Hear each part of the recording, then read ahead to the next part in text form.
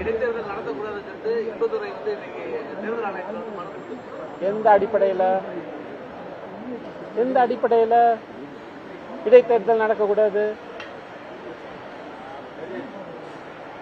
சொந்தமா சுயமா முடிவெடுத்து வேற கட்சிக்கு போறாங்க இல்லையா? குதிரை பேரம் நடந்திருக்கு. எது குதிரை பேரம்? எது குதிரை பேரத்தில் ஈடுபட்டிருக்கு. அதனால இடைத்தேர்தல் நடத்த இல்ல. நீங்க சரியான கேள்வி கேட்கல. சரியான கேள்வி என்ன? நேத்து என்ன நடந்துச்சு? யார் அரெஸ்ட் பண்ணி யாருக்கு எஃப்ஐஆர் போட்டிருக்காங்க? யார் மேல எஃப்ஐஆர் போட்டிருக்காங்க? யாரோ திமுக ஒரு முன்னாள் அமைச்சரும் எம்எல்ஏவும் அவர் பணம் கொடுத்து ஒரு தாவேகா எம்எல்ஏவை சபாநாயகர் நம்பிக்கையில்லா தீர்மானத்துக்கு எதிராக ஓட் போட சொல்லி அப்படி ஒரு எஃப்ஐஆர் போட்டு அதுல ஒரு கேஸ் போதா இல்லையா? அது வந்து காசு கொடுத்து வாங்கிறது. அதுதான் குதிரை பேரம். அதுதான் ஹார்ஸ் ட்ரேடிங். பணம் கைப்பற்றப்பட்டதா? Hours trading.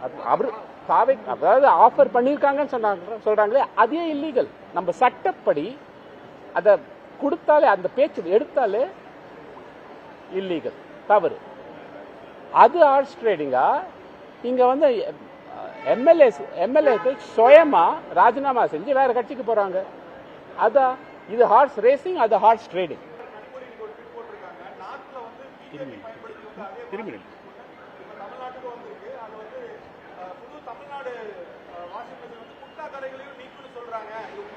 பாருங்க, நீங்க யாரு என்ன சொல்றாங்க அதெல்லாம் அதுக்கெல்லாம் நான் பதில் கொடுத்துட்டு இருக்க முடியாதுங்க. 2026 மாநில தேர்தலின் தீர்ப்பு, மக்கள் தீர்ப்பு ரொம்ப தெளிவா இருந்தது. மாற்றம் வேண்டும், திமுக எதிர்கட்சியில் உட்கார வேண்டும் இல்லையா? ஏன் இவ்வளவு பயப்படுறாங்க?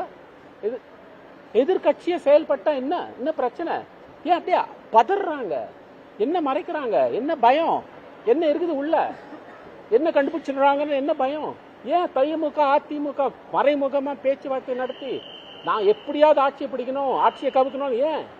ஏன் இந்த பதட்டம்? அதுதான் கேள்வி. அதுதான் மக்களோட தீர்ப்போட துரோகம். அதை தான் நம்ம எல்லாம் கேட்கணும்.